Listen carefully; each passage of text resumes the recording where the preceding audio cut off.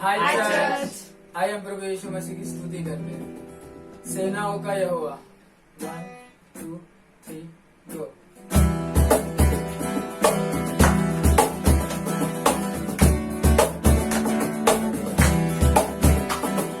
सेनाओं का यहोवा हमारे संग संग है। याकोब का परमेश्वर हमारा ऊंचा घर है। सेनाओं का यहोवा हमारे संग संग है। याकोब का परमेश्वर हमारा ऊंचा घर है। जिसने आकाश बनाया, जिसने पृथ्वी बनाई, वो सर्वशक्तिमान प्रभु है। वो यहोवा हमारे संग संग है। जिसने आकाश बनाया, जिसने पृथ्वी बनाई, वो सर्वशक्तिमान प्रभु है। वो यहोवा हमारे संग संग है। ओ सेनाओं का यहोवा हमारे संग संग है। याकोब का परमेश्वर हमारा ऊंचा घर है। सेनाओं का यहोवा हमारे संग संग है। याकोब का परमेश्वर हमारा ऊंचा घर है। समुद्र को जिसने डुबाया, जंगल में से मार को निकाला, जो वायदे को करता है पूरा, वो यहोवा हमारे संग संग है। समुद्र को जिसने डुबाया, जंगल में से मार को निकाला, जो वायदे को करता है पूरा, वो यहोवा हमारे संग संग है। ओ सेनाओं का यहोवा हमारे संग संग है। याकोब का परमेश्वर हमारा ऊंचा घर है। सेनाओं का यहोवा हमारे संग संग है। याकोब का परमेश्वर हमारा ऊंचा घर है।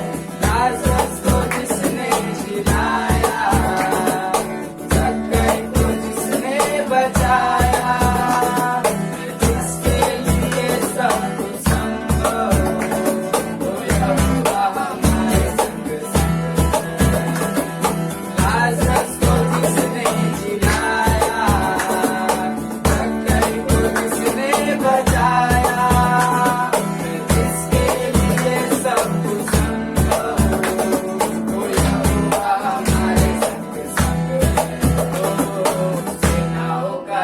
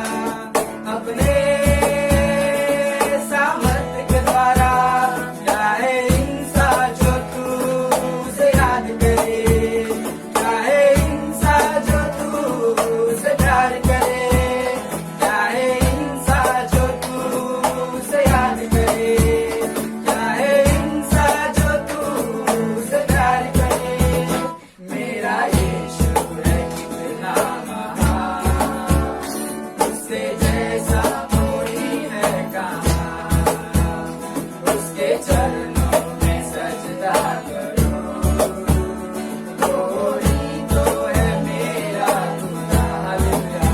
हालेलुया, हालेलुया, हालेलुया, हालेलुया,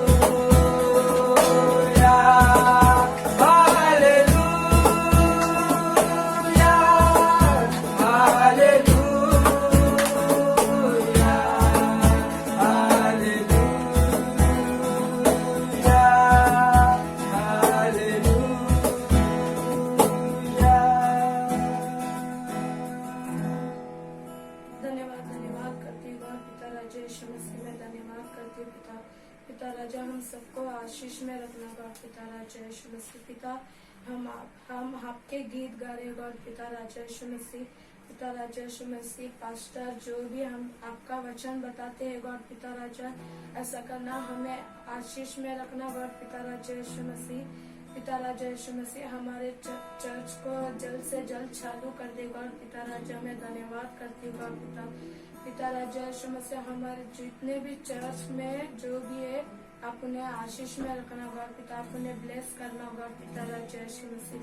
पिता राजा यीशु मसीह हमारे पास्टर उनके परिवार जो भी है गॉड पिता, आप उन्हें अच्छे से रखना गॉड पिता राजा यीशु मसीह। पिता राजा यीशु मसीह हम आपके गीत गा रहे गॉड पिता, हमें हमारे से कुछ गलती ना हो ऐसा करना गॉड पिता राजा यीशु मसीह।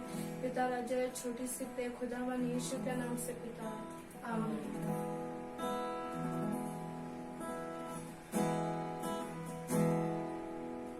यीशु तेरे करीब आने से जिंदगी मेरी बदल गई। यीशु तेरे छूने से जिंदगी मेरी संवर गई। यीशु तेरे करीब आने से जिंदगी मेरी बदल गई। यीशु तेरे छूने से जिंदगी मेरी संवर गई। तूने मुझे बचाया, तूने मुझे सहलाया, तूने मुझे बचाया,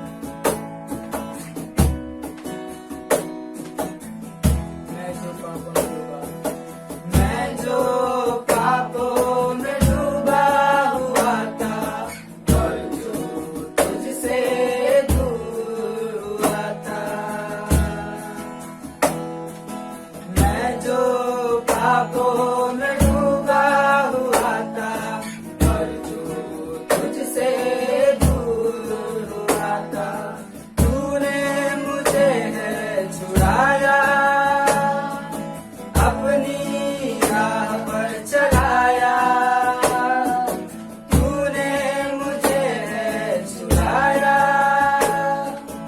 अपनी राह पर चलाया। मैं धन्यवाद करता रहूंगा, यीशु धन्यवाद करता रहूंगा, मैं धन्यवाद करता रहूंगा, यीशु धन्यवाद करता रहूंगा। धन्यवाद धन्यवाद धन्यवाद धन्यवाद धन्यवाद धन्यवाद धन्यवाद धन्यवाद।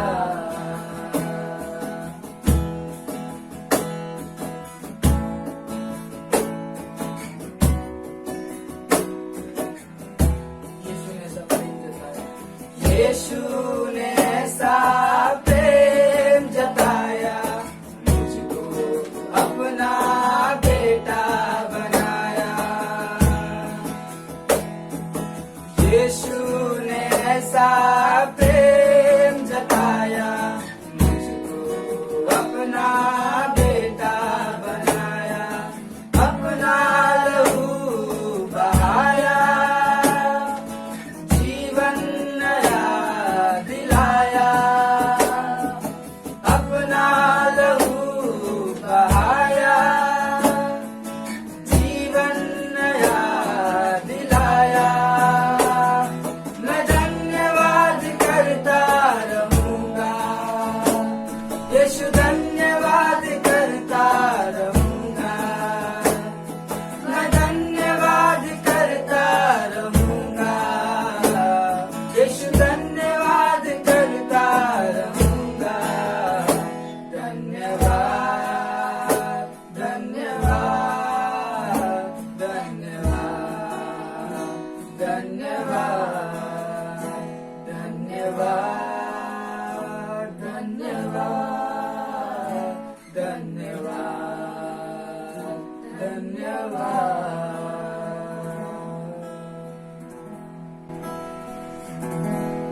धन्यवाद देता लॉर्ड यीशु। हम आपको कितना भी धन्यवाद करें लॉर्ड, वो बहुत कम है लॉर्ड यीशु। लॉर्ड उस चीज के लिए धन्यवाद देना सकते हो जो आप हमें हर डेली नीड देते हो, उसके लिए धन्यवाद लॉर्ड यीशु। लॉर्ड हमारे चर्च के कामों में साथ हो, उसके लिए धन्यवाद लॉर्ड यीशु। लॉर्ड इस वीडियो के जरिए लॉर्ड आपने जिन जिन को छू लिया है उसके लिए धन्यवाद लॉर्ड यीशु। लॉर्ड इस कलीसिया को आपका हाथ, आपका साथ, आपका अनुग्रह लॉर्ड, इसकी जरूरत है लॉर्ड पिता यीशु। आप हमारे साथ हो, हम ये विश्वास के साथ ये प्रार्थना करते हैं लॉर्ड। इस मैसेज को लॉर्ड आगे जो पास्टर शेयर करेंगे लॉर्ड, उसको आपके हाथों में सौंपता हूं लॉर्ड यीशु। और ये प्रार्थना लॉर्ड यीशु तेरे ऊंचे स्वर्ग के नाम से मांगता हूं लॉर्ड।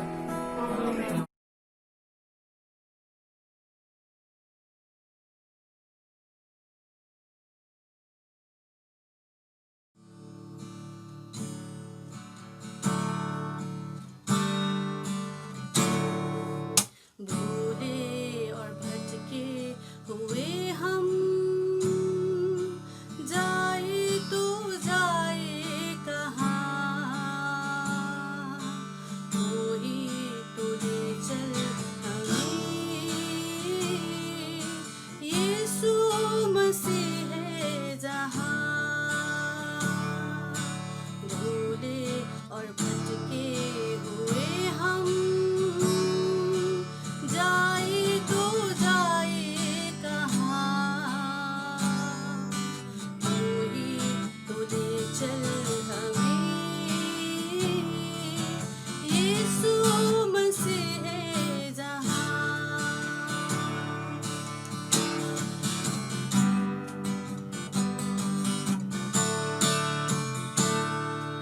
चलते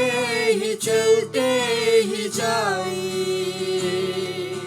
शैतान की बातों को छोड़कर, चिंता न दुख है न गम, आनंद ही आनंद वहाँ। चलते ही जाए, शैतान की बातों को छोड़कर। चिंता न दुख है न गम, आनंद ही आनंद वहाँ। बूढ़े और भटके हुए हम, जाए तो जाए कहाँ। कोई तो ले चल हमें, यीशु मसीह है जहाँ।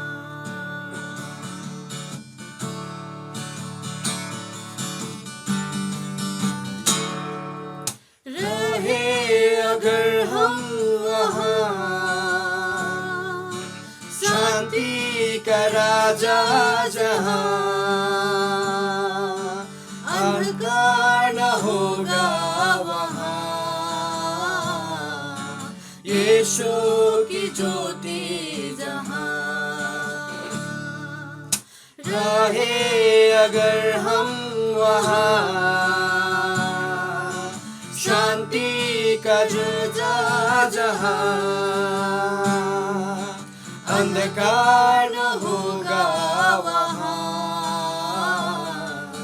यीशु का ज्योति जहाँ। बूढ़े और भटके हुए हम, जाए तो जाए कहाँ। कोई तो ले चल हमें, यीशु मसीह है जहाँ।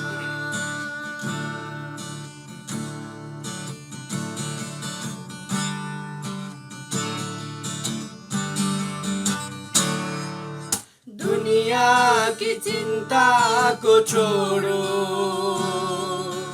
आगे ही बढ़ते चलो।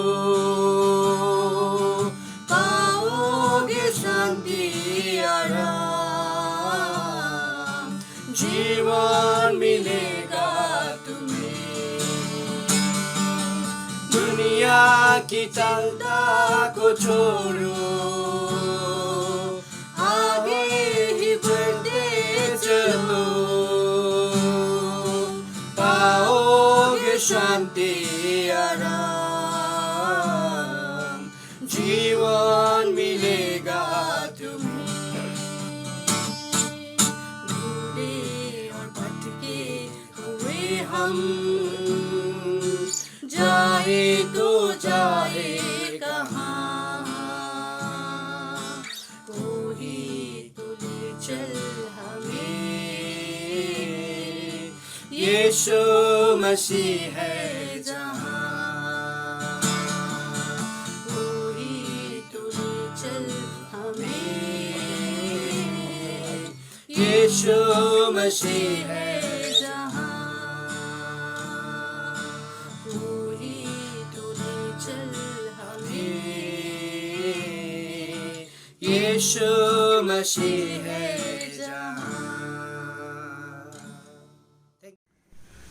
जय मसीह। और आज दूसरे कुरिन्थियों की हमारी श्रृंखला में आगे बढ़ेंगे और आज चौथे अध्याय पे ध्यान देंगे। और उम्मीद करता हूँ कि जैसे लॉकडाउन अब बढ़ चुका है हम जानते हैं, लेकिन हमारी आशा ही उतनी बड़ी है, हमारा विश्वास भी उतना ही बड़ा होगा। और निराश नहीं होना है, लेकिन सावधानी से आगे बढ़ते हुए अपने आप को प्रभु में और प्रोत्साहित करना है और अपने आप को तैयार करना है। क्योंकि उसके बाद जब ये कोविड ख़त्म होगा तो हमें एक मौका दिया जाएगा परमेश्वर के द्वारा कि खोए हुए लोगों तक पहुंचने के लिए। सो इन दिनों को इस्तेमाल कीजिए अपने आप को तैयार करने में, और फिर आगे परमेश्वर पर आशा रखते हुए, उम्मीद रखते हुए हम जो प्रभु की सेवकाई में हैं, जो प्रभु के काम में हैं, और हम सब प्रभु के द्वारा इस्तेमाल किए जाएंगे। सो आइए दूसरे कुरिन्थियों के चौथे अध्याय में चले और वहाँ पे देखें पौलुस यहाँ पे क्या कह रहा है। ओके ना, जब हमने अध्याय नंबर 3 पढ़ा था तो उसमें हमने जीवन परिवर्तन के बारे में सीखा था कि किस तरह से हमारा जीवन परमेश्वर परिवर्तन करता है उस महिमा के, प्रतिरूप में हमारे जीवन को परिवर्तन कर देता है। दूसरे कुरिन्थियों 4 में पौलुस बात कर रहा है इस बारे में कि हमारी सेवकाई, हम जो सेवा करते हैं और धन्यवाद देते हैं, इन सब चीज़ों के बारे में बात कर रहे हैं। लेकिन मेन पॉइंट होगा वर्स नंबर 7, जहाँ पर दिखता है कि आपके जीवन में एक खजाना है। सो आइए पहली पंक्ति को पढ़ते हैं, प्रार्थना करते हुए परमेश्वर के वचनों में चलते हैं। दूसरा कुरिन्थियों 4 वर्स नंबर 1। इसलिए जब हम पर ऐसी दया की गई है कि हमें यह सेवा मिली है, तो हम हिवाई नहीं छोड़ते। हमें सेवकाई करने का मौका कैसे मिला? उसकी दया की वजह से, उसके अनुग्रह की वजह से। संसार में विश्वासी अलग अलग कारणों की वजह से सेवा करते हैं। कुछ लोगों के अंदर ग्लानि है कि मैंने गुनाह किया, मैंने पाप किया है, और अगर मैं सिर्फ परमेश्वर की सेवा करता रहूंगा तो वो ग्लानि की छुटकारा होगा। ये गलत मकसद है। कुछ लोग सेवा करते हैं, उनके लिए एक बोझ है सेवा, उनके लिए सेवा करना। याद रखना, आपका जीवन मैं सिर्फ पास्टर से बात नहीं कर रहा हूं, मैं सब लोगों से बात कर रहा हूं कि हमारा जीवन ये एक बोझ नहीं है। परमेश्वर को जो हमारा जीवन दिया है वो एक बुलावट है।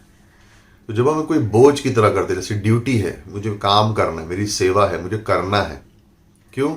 बस मुझे करना है, ये तो मेरी ड्यूटी है। ड्यूटी से हम परमेश्वर को प्रसन्न नहीं कर सकते। ये भी एक गलत मोटिवेशन है हमारे जीवन में, जिसकी वजह से हम सेवा करने की कोशिश कर रहे हैं। ये गलत मोटिवेशन है।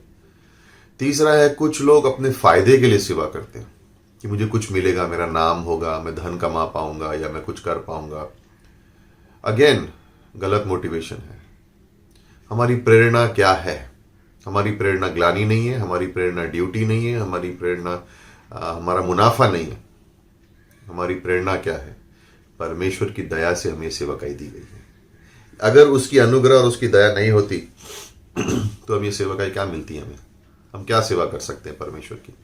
अपने आप में हमारे पास तो कुछ भी नहीं, हम क्या सेवा करेंगे परमेश्वर की? क्योंकि परमेश्वर की अनुग्रह है, परमेश्वर की दया है, इसलिए यहाँ पे लिख रहा है कि ऐसी दया हुई है कि हमें ये सेवा मिली और हम हिवाई नहीं छोड़ते हैं। क्योंकि हमें मिला है इसलिए हम सेवा कर सकते हैं, क्योंकि हमें दिया गया है इसलिए हम सेवा कर सकते हैं। और याद रखिए, जब आपकी प्रेरणा प्रभु की सेवा करने के लिए उसकी अनुग्रह और दया होगी ना, तो आप आनंदित होगे, आप थकोगे नहीं, आप कुड़कुड़ाओगे नहीं, आप निराश नहीं होगे, आप हार नहीं मानोगे। और वही पौलुस कह रहा है कि अगर जब आपकी प्रेरणा परमेश्वर के अनुग्रह और परमेश्वर की दया है, तो सबसे पहली चीज क्या होती है? हम हिवाई नहीं छोड़ते। यानी हम ये नहीं बोलते बस हो गया, हार गए, बस मुझसे और नहीं होगा, मैं छोड़ के जा रहा हूं। हम नहीं करते। क्यों? क्योंकि परमेश्वर की बुलावट है। ये परमेश्वर की बुलावट है। वर्ष नंबर 1 में लिखा है, इसलिए हम हिवाई नहीं छोड़ते हैं। परमेश्वर हमें ऐसे मौके नहीं देता कि हम हार जाएं। परमेश्वर हमें सेवा करने के लिए ऐसे मौके नहीं देता है कि देखो अभी इनको मौका देता हूं, देख अभी कैसे गिरेंगे ये। नहीं, उल्टा यहाँ पे कह रहा है ये स्वर्गीय बुलावट है, इसलिए आपको सेवा करने का मौका मिला है। और उसकी दया और अनुग्रह की वजह से पंक्ति नंबर 1 में, ना पंक्ति नंबर 2 से लेकर 4 तक वो कह रहा है हमारे अंदर किस मोटिवेशन, मतलब किस मन से मैंने सेवा की है। वर्ष नंबर 2 में, परंतु हमने लज्जा के गुप्त कामों को त्याग दिया है। ये गलत मकसद सेवा करने का। गुप्त काम चतुराई से चलते हैं, और ना ही हम चतुराई से चलते हैं और ना परमेश्वर के वचन में मिलावट करते हैं, परंतु सत्य को प्रकट करते हैं। परमेश्वर के सामने हर एक मनुष्य को के विवेक में अपनी भलाई बांटते हैं। परंतु यदि हमारा सुसमाचार पर पर्दा पड़ा है, तो ये नाश होने वालों के लिए ही पड़ा है, और उन अविश्वासियों के लिए जिनकी बुद्धि इस संसार के ईश्वर ने अंधी कर दी है।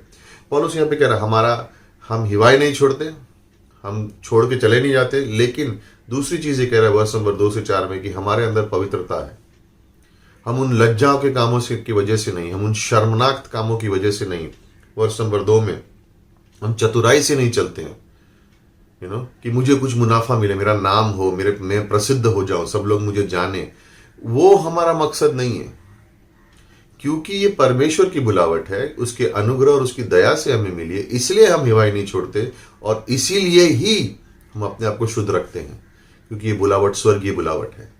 आपके जीवन में जो बुलावट है, मेरे जीवन में जो बुलावट है, हम सब विश्वासियों के जीवन में जो बुलावट है वो परमेश्वर की बुलावट है। अपने आप से हम बुला नहीं सकते, परमेश्वर हमें बुलाता है। और यहाँ पे कह रहा है इसलिए हम अपने आप को शुद्ध रखते हैं, अपने मन को शुद्ध रखते हैं। हम अपने फायदे के लिए नहीं देखते कि मुझे कुछ मिले, मेरा नाम हो, मेरे जेब भरे, वचनों को इस तरह से सिखाना है, घुमा घुमा के उस पर लाना कि मुझे कुछ मिल सके इसमें से। हम उन चीज़ों पे विश्वास नहीं करते। इसलिए पौलुस के पीछे लोग चलते थे, क्योंकि उसकी शिक्षा में वो हमेशा लोगों को यीशु मसीह दिखाता था।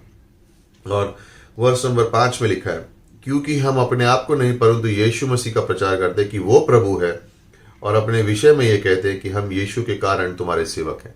ब्यूटीफुल, खूबसूरत है ये।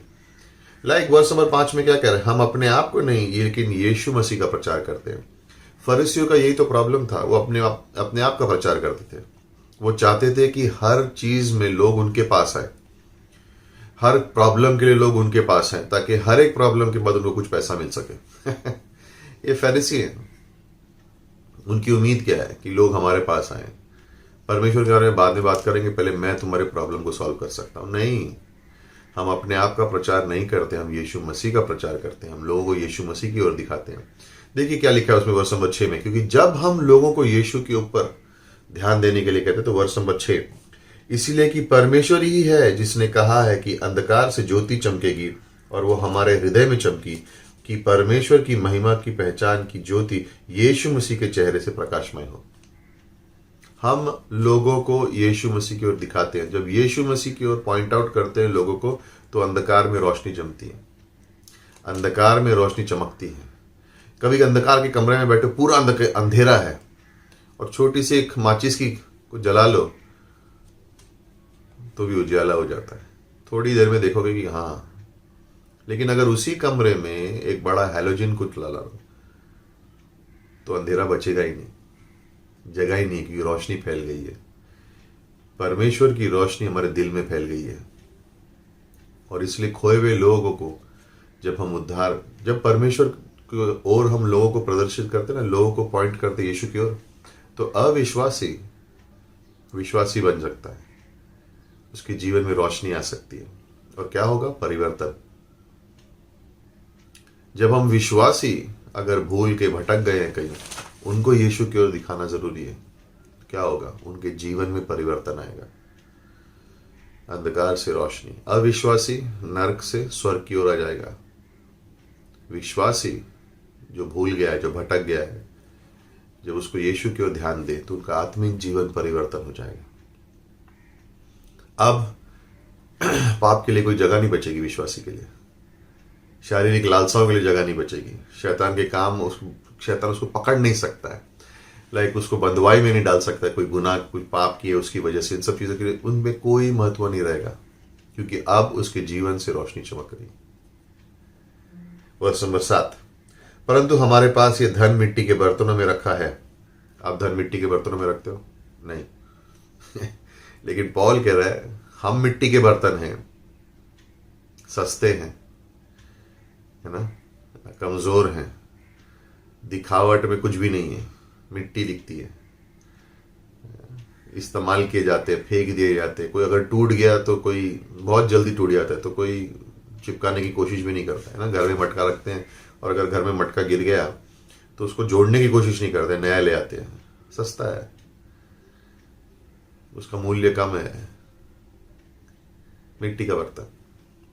लेकिन यहाँ पे पौलुस कह रहा है कि हमारा धन मिट्टी के बर्तनों में है। यह असीम सामर्थ हमारी ओर से नहीं, वरन परमेश्वर की ओर से ही ठहरा है। 5 चीजें हैं यहाँ पे वर्ष नंबर 7 से 15 में जो आपको ध्यान रखनी है। वर्ष नंबर 7 में सबसे पहले लिखी है धन। एक्चुअली ये वर्ड धन नहीं है, वर्ड खजाना है। कोई भी अपना खजाना मिट्टी के बर्तन में नहीं रखता है। सो खजाना है, ये 5 चीजें याद रखना जो इस पंक्तियों में दिखेंगी आपको 7 से 15 में। खजाना, तकलीफ, विश्वास, गवाही, धन्यवाद। ये 5 चीजें दिखेंगी आपको। फिर से बोल रहा हूं, खजाना, तकलीफें, विश्वास यानी भरोसा, गवाही और धन्यवाद। और पौलुस कह रहा है तुम्हारे जीवन में एक खजाना है। ये खजाना क्या है? यीशु मसीह। ये खजाना क्या है? सुसमाचार ये खजाना क्या है? परमेश्वर का वचन, पवित्र आत्मा। इस मिट्टी के बर्तन में, जिसके अंदर कुछ भी नहीं है देखने लायक, एक खजाना है। और इसके लिए इस मिट्टी के बर्तन को मूल्यवान कहा जाता है।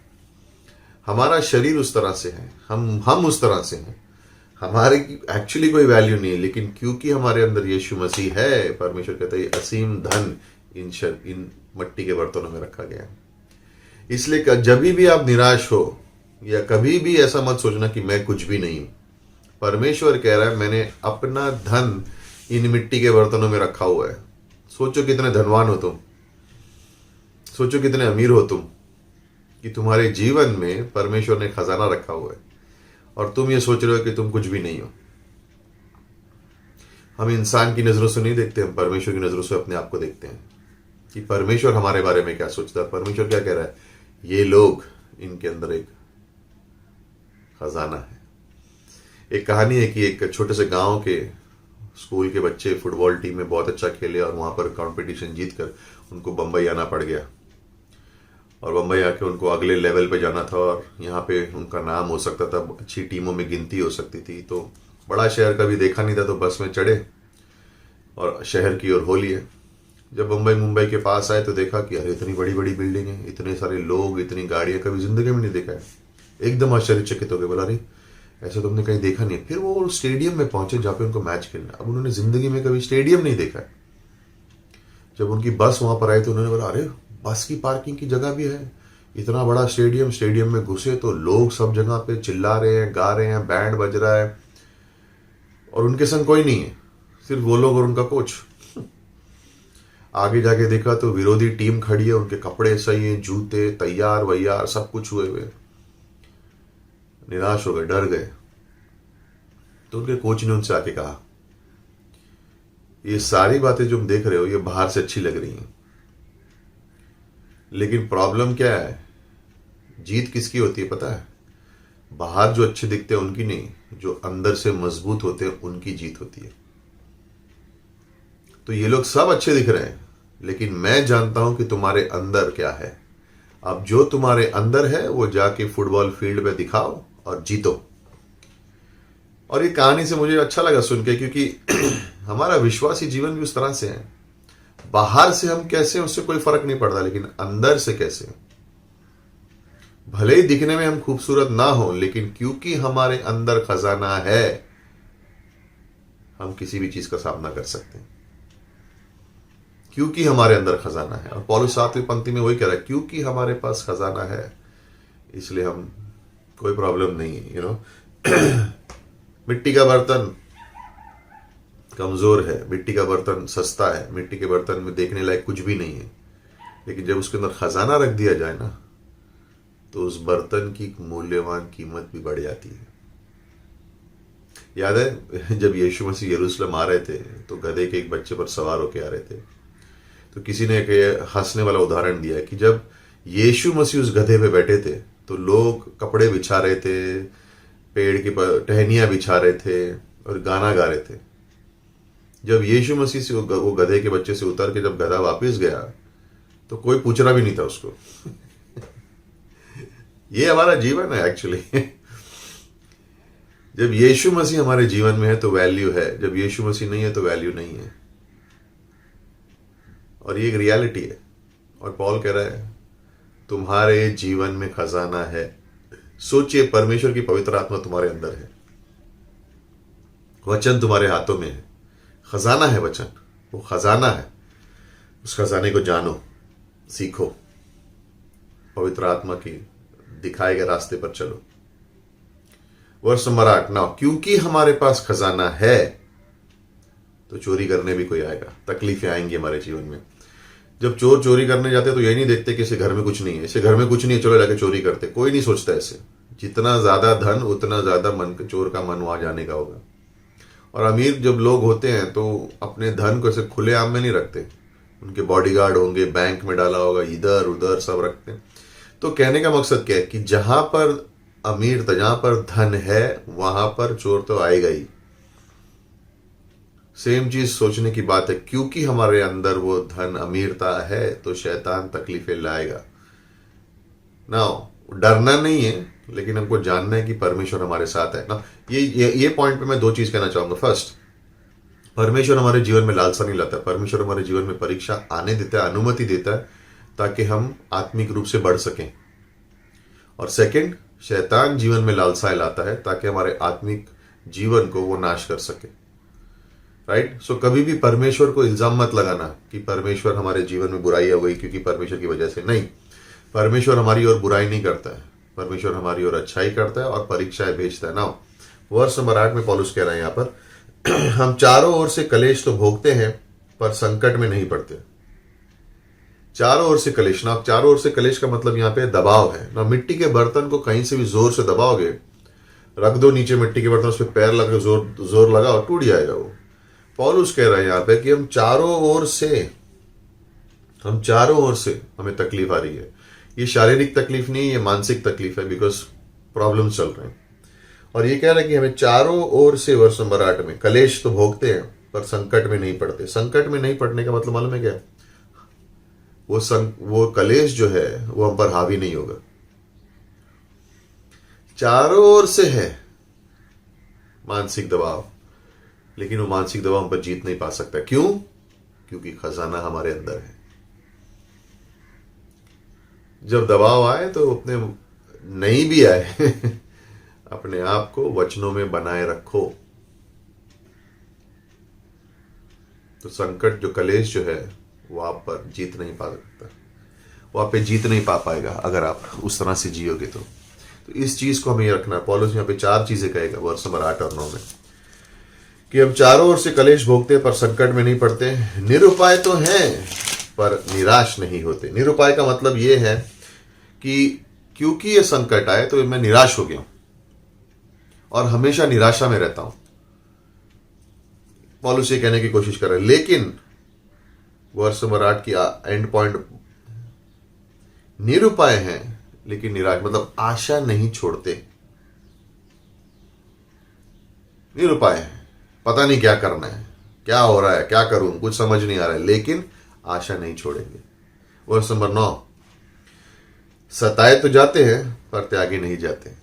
और पौलुस यहाँ पे कह रहा है कि जहां जहां पे पौलुस गया उसके पीछे यहूदी आते थे, उसकी शिक्षा में प्रॉब्लम करते थे, उसकी सेवकाई में प्रॉब्लम करते थे, विद्रोह करते थे और बेचारे को जेल में डाल देते थे। और पौलुस कह रहे हैं यहाँ पे वर्ष नंबर, सताया जाता हूं लेकिन त्यागा नहीं गया हूं, यानी यीशु मसीह ने मुझे अकेला नहीं छोड़ा। तो वर्ष नंबर 8 में चारों ओर से कलेश भोगता हूं, क्यों? क्योंकि मेरे अंदर खजाना है, लेकिन संकट में नहीं पड़ता हूं। निरुपाय तो होता हूं, क्यों? क्योंकि मेरे अंदर खजाना है, लेकिन निराश नहीं हो सकता। वर्ष नंबर 9, सताया तो जा सकता हूं लेकिन परमेश्वर मुझे त्यागेगा नहीं। मत्ती 28:20, परमेश्वर मुझे त्यागेगा नहीं। और वर्ष नंबर 9 में, गिराया तो जाते हैं पर नाश नहीं होते। गिराए जाने का मतलब है कि जैसे जब कुश्ती लड़ते हैं लोग, कुश्ती होती है तो कुश्ती के अंदर जब उसको पछाड़ देते हैं, पीठ के ऊपर गिरा देते हैं, तो वो एक पहलवान के लिए एक शर्म की बात होती है कि अब जो माने हार गया है। और यहाँ पे पौलुस कह रहा है, नाश नहीं होते, पछाड़ दो थोड़ी देर के लिए, शैतान गिराएगा, तकलीफें लाएगा, लेकिन हम खड़े होके जीत पाएंगे, हमारा नाश नहीं होगा। ये सब क्यों हो रहा है हमारे जीवन में? क्योंकि हमारे जीवन में खजाना है। खजाना है तो तकलीफें तो होंगी, लेकिन हम उनमें नाश नहीं होते, आशा नहीं छोड़ते। ये सब बातें हैं हमारे लिए, वो चीजें हम पर जीत नहीं पा सकती। हम उम्मीद नहीं छोड़ते और यीशु हमें नहीं छोड़ता है, वो हमारे संग खड़ा रहता है। खूबसूरत है ना? ये कितनी अच्छी बात है ये। लेकिन इस परेशानियों में, इन सताव के समय में हमें क्या करना है? और ये तीसरा पॉइंट है, भरोसा, विश्वास। तरबूज आता ना, कलिंगड़, वाटरमेलन, उसके बीज को देखा है? इतना सा होता, काला सा बीज, लेकिन उसके अंदर क्षमता क्या है इतने बड़े कलिंगड़ की? वो बीज अपने से 20,000 गुना ज्यादा फल लेके आता है। उस काले से बीज में हरा रंग भी है, सफेद रंग भी है, लाल रंग भी है, और बीज भी हैं, रस भी है, मिठास भी है। ये काले से बीज में जब हम भरोसा करते हैं परमेश्वर पर तो यही होता है। उसका फल अद्भुत है, रस वाला फल है, मीठा है, संतुष्टि लेके आता है। जब हम परमेश्वर पर भरोसा करते हैं, ये वर्ष नंबर 13 है, और इसलिए कि हम में वही विश्वास की आत्मा है। कौन से विश्वास की आत्मा? जो यीशु मसीह के अंदर थी। उसी तरह से हम भरोसा करते हैं जिस तरह से यीशु ने किया। वही आत्मा है हमारे अंदर, परमेश्वर की पवित्र आत्मा है, तो हम उसी विश्वास में जीते हैं। हमारे अंदर खजाना है, खजाना होने की वजह से तकलीफें आएंगी, लेकिन जब तकलीफें आएंगी तो हमारा ध्यान कहाँ जाएगा? हम भरोसा करेंगे किस पर? यीशु मसीह पर।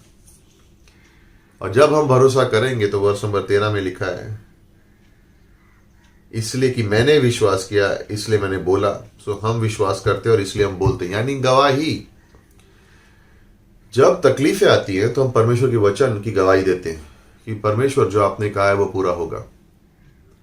और दूसरी चीज ये है कि जब वो संकट निकल जाता है तो हम अपने जीवन की गवाही देते हैं कि परमेश्वर ने क्या किया। ये नहीं कि मैंने क्या किया, परमेश्वर ने क्या किया हमारे जीवन में।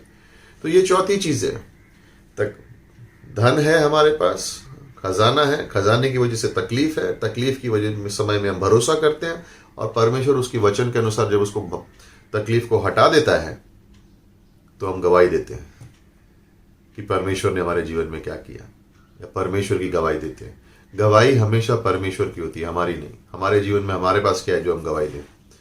हमारे पास कोई खजाना है, उस खजाने की ही गवाही दे सकते हैं। और वर्ष नंबर 15 में इस तरह से लिखा है कि क्योंकि सब वस्तुएं तुम्हारे लिए हैं, ताकि अनुग्रह बहुतों के द्वारा अधिक होकर परमेश्वर की महिमा के लिए धन्यवाद भी बढ़ाए। और ये इंपॉर्टेंट है ना। वर्ष नंबर 15 में 5वां पॉइंट है, ये है धन्यवाद। ये याद रखना हमेशा, धन्यवाद देना मत भूलना। सुना? धन्यवाद देना मत भूलना। लेकिन मेरे को प्रार्थना का जवाब नहीं मिला, आएगा। पहले से धन्यवाद देने में क्या है? परमेश्वर बदला नहीं है, कल, आज और आने वाले कल में हमेशा सेम रहेगा। कल भी तुम्हें संभाला है, आज भी तुम्हें संभाल रहा है, और आने वाले दिनों में भी तुम्हें संभालेगा। तो निराश मत हो, लेकिन धन्यवाद देना शुरू करो। धन्यवाद देने में ही तुम्हारा सामर्थ्य है। धन्यवाद की आत्मा बनाए रखोगे ना तो आशीष भी देखोगे। अगर धन्यवाद नहीं दोगे, हमेशा कुड़कुड़ाते रहोगे और रोते रहोगे और हमेशा बुराई करते रहोगे और ये नहीं हुआ वो नहीं हुआ, तो कभी आशीष का कारण भी नहीं मिलेगा जीवन में। परमेश्वर को धन्यवाद देना सीखना है हमें। ये कोई कला नहीं है, लेकिन ये मन का भावना है। तो यहाँ पे वो 5वीं चीज देखते कि मैंने विश्वास किया इसलिए मैं बोलूंगा भी, क्योंकि मैंने गवाही दी है इसलिए मैं गवाही दूंगा भी, और धन्यवाद की आत्मा भी है मेरे अंदर। मैं हमेशा धन्यवाद देता रहूंगा परमेश्वर को कि उसने क्या किया है। सो ये 5 चीजें याद रखनी है हमें। हमारे अंदर खजाना है, खजाने की वजह से तकलीफें आएंगी, तकलीफ के समय में हम भरोसा करेंगे, भरोसे के समय में जब परमेश्वर उस तकलीफ खत्म होगी तो खत्म होने के बाद हम गवाही देंगे, लेकिन हमेशा धन्यवाद में बने रहेंगे। वर्ष नंबर 17 और 18, क्योंकि हमारा पल भर का हल्का सा कलेश। पल भर और हल्का, ये तो पौलुस के जीवन में हमेशा चल रहा है। भारी है, इतनी तकलीफें है, लेकिन पल भर का है और हल्का कलेश है, हमारे लिए बहुत सी महत्वपूर्ण और अनंत महिमा को उत्पन्न करता जाता है। और हम तो देखी हुई वस्तुओं को नहीं परंतु अनदेखी वस्तुओं को देखते हैं, क्योंकि देखी हुई वस्तु तो थोड़े दिनों की है, परंतु अनदेखी वस्तु सदा बनी रहती हैं। कहने का मकसद क्या? पौलुस कह रहा है स्वर्ग के ऊपर ध्यान दो, क्योंकि वहां पर हमारी आशा हमेशा बनी रहेगी। सोचो, जब आप स्वर्ग में हो, वहां पे रोना, कुड़कुड़ाना, तकलीफ, कलेश कुछ नहीं। जब इंसान स्वर्ग पहुंचता है तो जिंदगी भर में अगर उसे कठिनाई झेली होगी, वो कुछ क्षणों में भूल जाएगा, क्योंकि उसकी सारी आशा, सारा विश्वास अब उसके सामने है। वो स्वर्ग में है, वहां पे किसी भी चीज की जरूरत नहीं है। और ये हमारे जीवन के लिए सीखे कि अनदेखी बातों के ऊपर भरोसा करो। याद रखो, फर्स्ट लाइन में पौलुस ने क्या कहा था? क्योंकि हमें दया दी गई है इसलिए हम सेवा कर सकते हैं। उस दया की वजह से जीवन में खजाना है, उस खजाने की वजह से तकलीफें आती हैं। मैं ये नहीं कह रहा हूं कि हम हमेशा तकलीफ में रहते हैं, लेकिन जब भी आती है क्योंकि हमारे अंदर खजाना है। शैतान को पसंद नहीं है कि हम सुसमाचार बांटेंगे, क्योंकि हम खजाने को बांट रहे हैं। वो कहेगा रखो रखो अपने पास खजाना रखो, दूसरों को मत बांटो, लेकिन हम बांटते हैं। लेकिन उन समय में हम भरोसा करते हैं, और जब हम भरोसा जब हम भरोसा करते हैं तो क्या होता है, एक दिन हम गवाही देंगे, धन्यवाद देंगे। लेकिन ये करें कैसे? अपनी आंखें अंधे की बातों पर लगाए रखो। वर्ष 18, अंधे की वस्तुएं हमेशा बनी रहेंगी। अगर हमारी आशा है कि ये संसार मुझे छुटकारा देगा, जीवन देगा, सफलता देगा, सब कुछ देगा, तो थोड़े दिनों के लिए, और जब तकलीफ आएंगी तो मैं भाग जाऊंगा, ये वही नहीं बांधूंगा। लेकिन अगर मेरा मन, मेरी आंखें परमेश्वर की ओर लगी हुई हैं, तो मैं दौड़ूंगा नहीं, भागूंगा नहीं, मुड़ूंगा नहीं, डट के खड़ा रहूंगा। और आप भी खड़े रह सकते हो। और इसलिए देखी हुई वस्तुओं पे नहीं, लेकिन अनदेखी वस्तु को देखो। तो पता है आज जो हो रहा है वो तुम बोलोगे ये तो पल भर के लिए, ये तो हल्का है, आने वाली महिमा बहुत अच्छी है, ये तो पल भर के लिए, ये तो हल्का है। और वही हमारे जीवन की सारांश है। हमें दया दी गई है, इसलिए हम सेवा कर सकते हैं, गलत मकसद से नहीं, अच्छे मकसद से, क्योंकि हमको दया दी गई है। स्वर्गीय बुलावट है और हमारे जीवन में खजाना है। बाहर जो दिखता है इंपॉर्टेंट नहीं है, अंदर क्या है वो ज्यादा इंपॉर्टेंट है। खजाना है। तो जब भी तकलीफें आए हम भरोसा करेंगे, गवाही देंगे, धन्यवाद देंगे और अपनी आंखें अनदेखी वस्तुओं पर लगाए रखेंगे। और जब अनदेखी वस्तुओं पर ध्यान देंगे, यीशु मसीह की ओर ध्यान लगाएंगे, स्वर्ग की ओर ध्यान लगाएंगे, तो संसार में जो भी हमारे जीवन में हो रहा है ना, वो हल्का है, क्षण भर के लिए। उत्तेजित रहो, प्रोत्साहित रहो, तुम्हारे जीवन में खजाना है। भरोसा करते रहो, एक दिन तुम भी गवाही दोगे, एक दिन तुम भी धन्यवाद की गवाही दोगे। और अपनी आंखें यीशु मसीह पे बनाए रखो।